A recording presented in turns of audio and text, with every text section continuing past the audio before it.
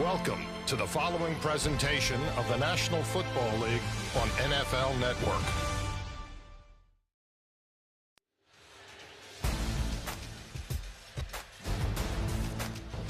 Welcome to London, England, where the Vikings and the Saints are ready to kick off the NFL's International Series. The beauty and pageantry of London has made its way to Tottenham Hotspur Stadium, where the fans have gathered to take in their first dose of American football in 2022. A celebration of the game for fans both old and new in England. And as we get ready to start our day, we start it with the singing of the Star-Spangled Banner, followed by the first performance in an International Series game of God Save the King. Ladies and gentlemen, to sing the national anthem of the United States of America, internationally acclaimed opera singer, Phoebe Haynes.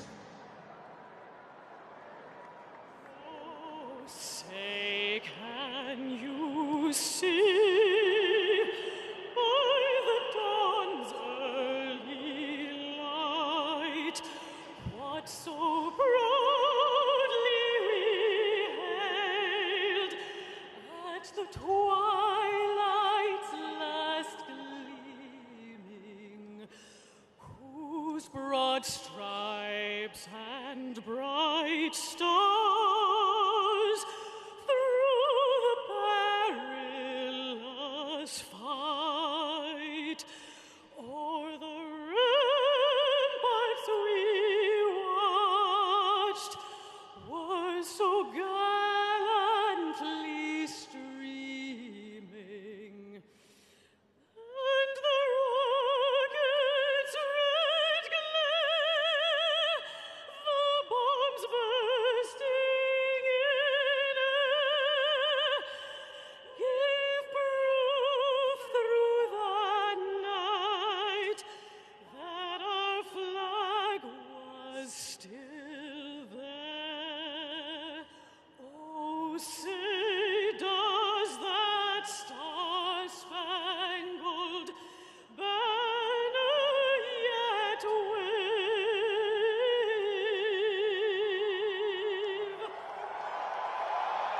o'er the land of the free and the home of the brave?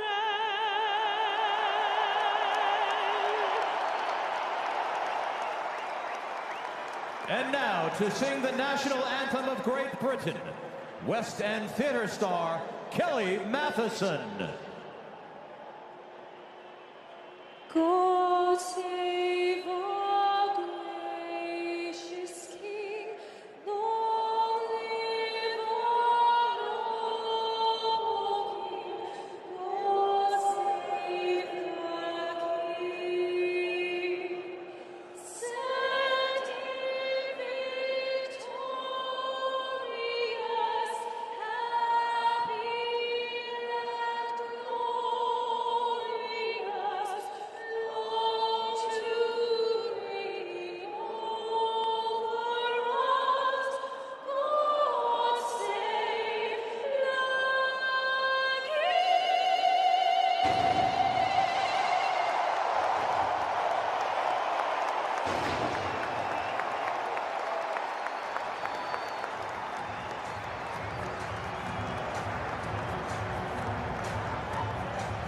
Wow, what a moment. 70 years it's been God Save the Queen, but since the passing of Queen Elizabeth, now God Save the King here in Great Britain. Cool moment as we start off our International Series day in London with the Saints and the Vikings alongside Mark Sanchez. I'm Kevin Kugler. And Mark, let's start with the Saints. They go marching in, and they come marching in a little short-handed to London. Definitely short-handed. Jameis Winston, Michael Thomas, Alvin Kamara. That's a huge blow to their offense. But we're going to see Andy Dalton. He's got to be steady on the boat today, and his #1 target has to be Chris Olave. First month in the league, rookie. Game 4. I need 100 yards. I need 10 catches. I need touchdowns. I need production. And don't forget about Taysom Hill, too. We got a steady dose of Taysom Hill coming up. The Saints are going to have to unload that playbook to stay competitive in this matchup. Well, when you talk production with the Vikings, it's a pretty good combination. Kirk Cousins to Justin Jefferson. We saw that combo big in week 1, not so big in weeks 2 and 3. Well, Justin Jefferson, Jay Jettas, if you will. I mean, the guy exploded on the scene against their rivals in the NFC North, the Green Bay Packers, and they handled him. He went off, right? Well, the last 2 weeks, 40-something yards receiving, 14 yards receiving in week 3.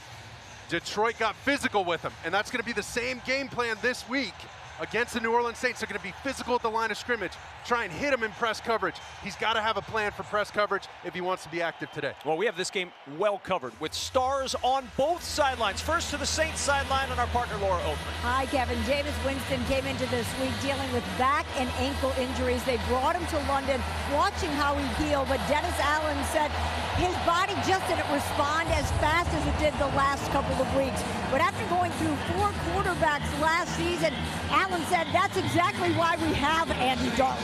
However, Dalton's job is tougher today. No Michael Thomas or Alvin Kamara. Allen told me with that rib injury, he was concerned Kamara couldn't protect the ball or himself. Now over to my sideline sister with the Vikings. Hi, Jamie Erdahl. Hi, Laura. Thank you. Let me paint a picture how an NFL team typically travels to a game. Head coach and general manager front row, coaches, coordinators, and players as you work backwards. Not the Vikings, not this week. Head coach Kevin O'Connell told me the plane the Vikings took Thursday night to Friday morning to London, it had 50 lay-flat seats. He told his staff all the players will be in those beds. He relied on the sports science. We've heard Kevin O'Connell is influencing this team in a positive way. They want to play for him, Kevin. No doubt they want to play well for him as well. They're going to have a chance to play defense for Kevin O'Connell, or rather offense first, because the Saints win the toss and they defer. When the NFL goes international, anything can happen. In fact, dreams can come true. You come to the game and you're saying, I'm going to wear the jersey of my favorite player ever, that being Mark Sanchez. And then lo and behold, you find Mark Sanchez and you get a picture with Mark Sanchez. And listen, don't anybody believe the story that Mark Sanchez was in the parking lot before the game with a Sanchez jersey, paid that guy 40 pounds. That didn't happen. It was 50 pounds that he paid him to wear his jersey. Plus shipping and the price of the jersey, which you can get on discount nowadays, so not bad. 21-yard line, a 48-yard punt. Buckingham Palace gathers many folks from far and wide when in London.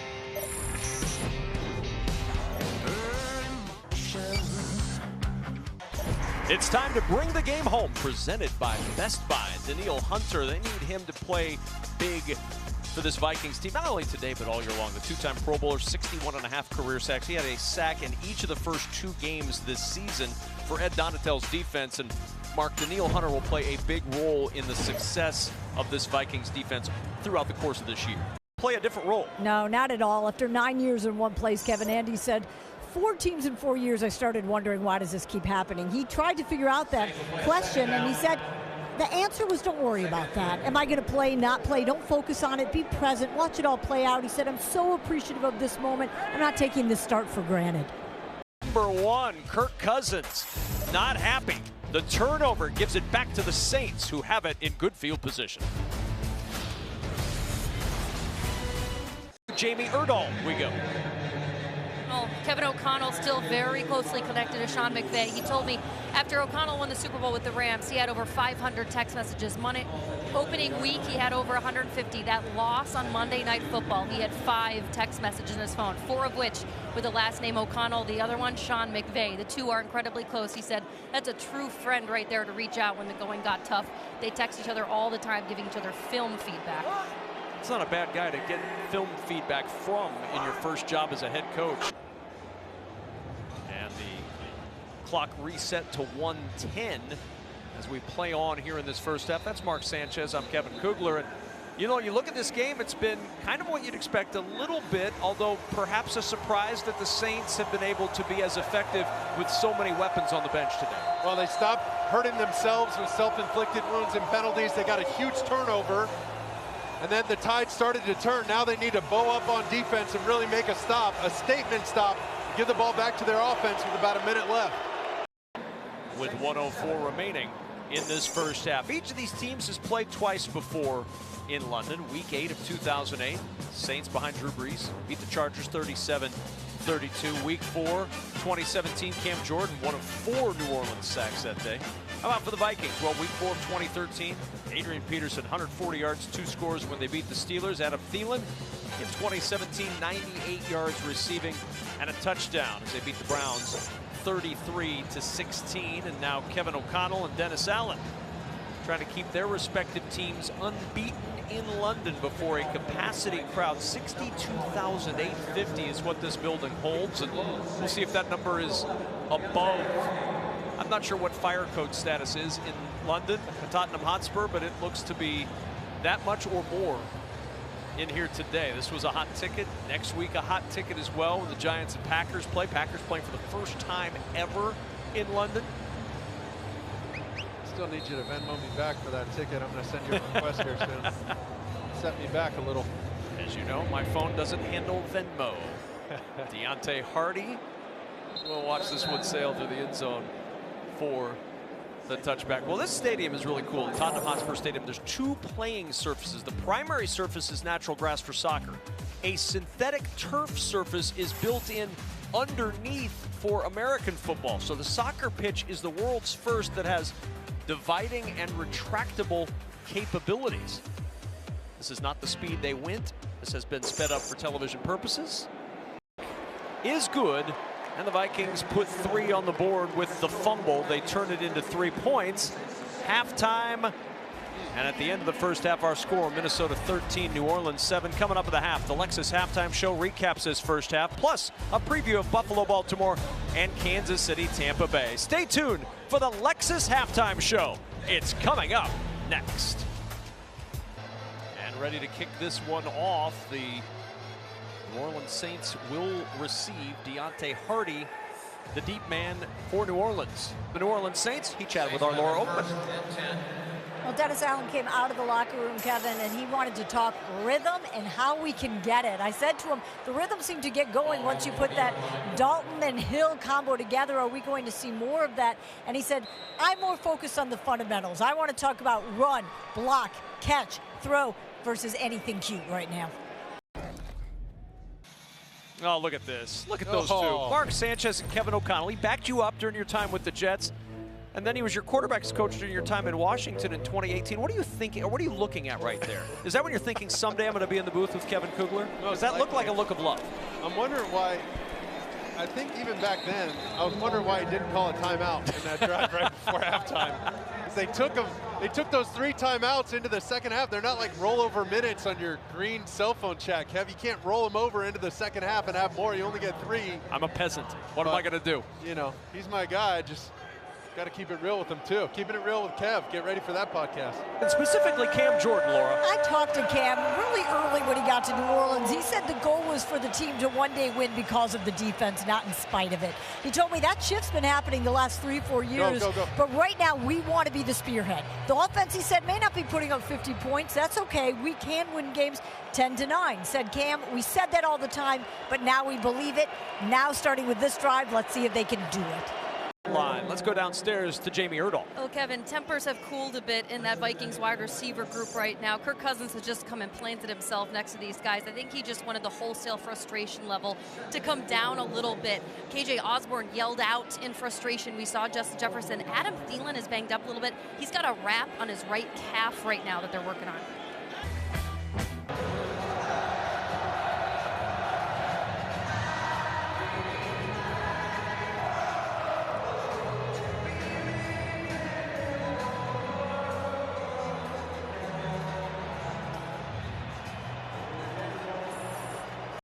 Gets a first down. Let's check in with Jamie Erdahl. Well, Kevin, we're on the verge of being gratuitous here, but stay with me. After I spoke with Kevin O'Connell at the halftime, we walked a little bit and talked about Justin Jefferson and if he was seeing a lot of double coverage. He said, we're going to stick with him. We're going to work through the progressions, but we have some bags. We have some tricks in our bag, all right? So there you go. There's the trick number 1. I wonder if they have any more. Way!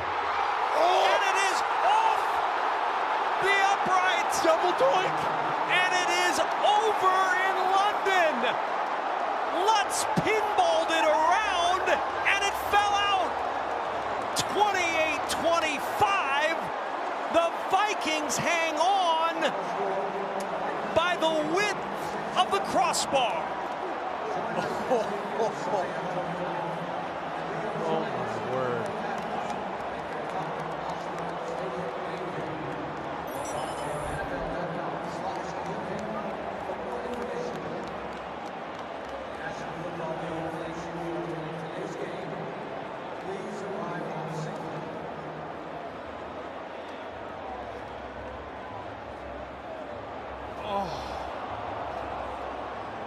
Are you kidding me?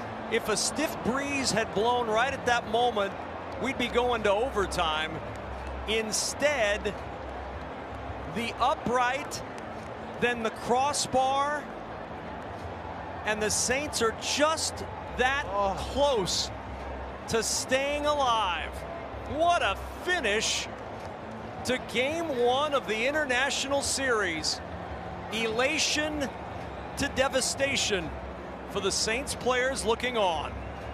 Just plenty of leg, too.